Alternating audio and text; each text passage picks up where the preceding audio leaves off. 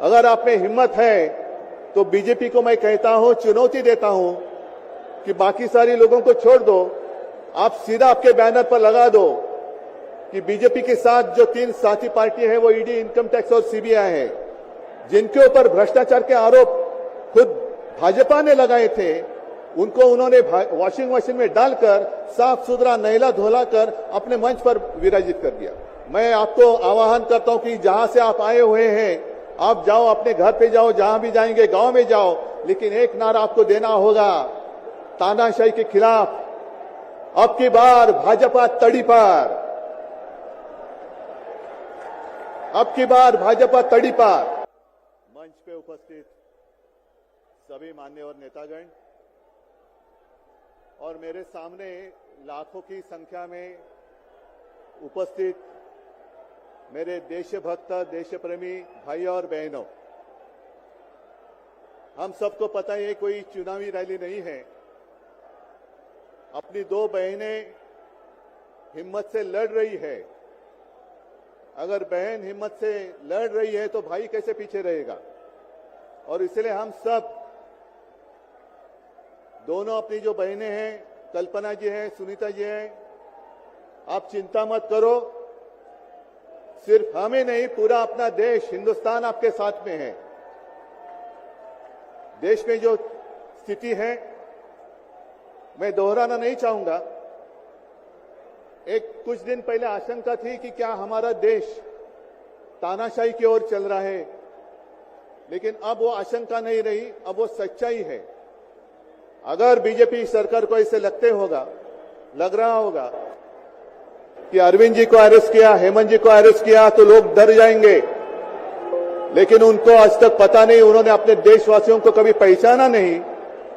मेरे भारत का हर कोई डरने वाला नहीं, लड़ने वाला है। और अगर हिम्मत है तो बाकी आपकी सारी एजेंसीज हैं, ईडी, सीबीआई, इनकम टैक्स, जैसे हम इंडिया गठबंधन बनाकर सबके सामने आए हैं, अगर आप में हिम्मत है तो बीजेपी को मैं कहता हूं, चुनौती देता हूं कि बाकी सारी लोगों को छोड़ दो, आप सीधा आपके बैनर पर लगा दो कि बीजेपी के साथ जो 3 साथी पार्टी है वो ईडी, इनकम टैक्स और सीबीआई है।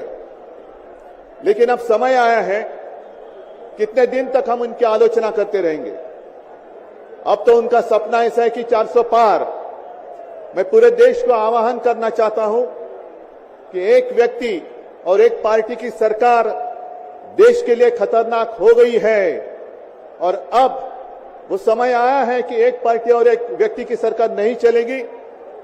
पूरे देश को मैं आह्वान करता हूं कि हम सबको अब चाहिए, मजबूत देश चाहिए, और मिलीजुली सरकार हमें लानी ही होगी।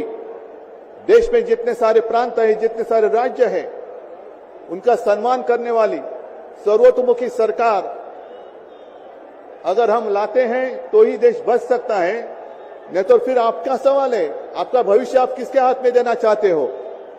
हम सारे आए हैं चुनाव के प्रचार के लिए नहीं आए हैं, हम प्रजातंत्र की रक्षा के लिए आए हैं। और कैसी सरकार है? अरविंद जी के ऊपर इल्जाम लगा दिया, डाल दिया जेल में। हेमंत जी के ऊपर इल्जाम लगा दिया, डाल दिया जेल में। ये कौन सा तरीका है? इनके पास जितने सारे लोग हैं, मैं आपके सामने आने से पहले कुछ पत्रकारों के साथ वार्तालाप कर रहा था और उन्होंने कहा कि उद्धव जी अब उन्होंने इनको साथ में ले लिया, उनको साथ में ले लिया। जिनके ऊपर भ्रष्टाचार के आरोप खुद भाजपा ने लगाए थे, उनको उन्होंने वॉशिंग मशीन में डालकर साफ सुथरा नहला धोला कर अपने मंच पर विराजित कर दिया। तो आप क्या विश्वास रख सकते हैं? जितने देश में भ्रष्ट लोग हैं, उन सारे लोगों को इकट्ठा लेकर बीजेपी देश को विकास के राह पर लेके जा सकता है? भ्रष्ट लोग देश का विकास कर सकते हैं? तो ये सारी उनकी जो बातें हैं, आज जो अपनी रैली है, किसी ने कहा कि बीजेपी ने इस रैली को ठगों का मेला कहा है। क्या आप सारे लोग ठग हैं? मेरे देश के वासी, मेरे देश प्रेमी लोग क्या ठग हैं? ये तो भ्रष्ट लोग हैं, भ्रष्टाचारी लोग हैं जो भाजपा में है, जुमलेबाज लोग हैं। और मैं ये भी जानता हूं, मुझे याद है कि कुछ दिन पहले उत्तर भारत के सारे किसान दिल्ली आना चाहते थे, नहीं आने दिया। उनके जो रास्ते थे उसमें खिले डाल दिए, उनके ऊपर टीयर गैस छोड़ा, लाठीचार्ज किया। तो मैं पूरे देश के किसानों का आह्वान करता हूं, आप अन्नदाता हो, आप अन्नदाता हो, अन्नदाता देवो भव हमारी संस्कृति है। जो सरकार किसानों को आतंकवादी मानते हैं और जो सरकार किसानों को दिल्ली आने से रोकती है, तो पूरे अब समय है कि पूरे देश के किसानों ने किसानों को आतंकवादी समझने वाली भाजपा सरकार को दिल्ली आने से रोकना होगा। जैसे आपकी राह उन्होंने आपके रास्ते दिल्ली आने से रोकी थी, वैसे अब किसानों ने बीजेपी को दिल्ली आने से रोकना ही होगा। और एक नारा जो मैंने मुंबई में दिया था, वो जो कहते हैं कि आपकी बार 400 पार, मैं आपको आह्वान करता हूं कि जहां से आप आए हुए हैं, आप जाओ, अपने घर पे जाओ, जहां भी जाएंगे गांव में जाओ, लेकिन एक नारा आपको देना होगा तानाशाही के खिलाफ, अब की बार भाजपा तड़ी पार, अब की बार भाजपा तड़ी पार। और ऐसे तानाशाही करने वाली सरकार अब हम दिल्ली आने नहीं देंगे।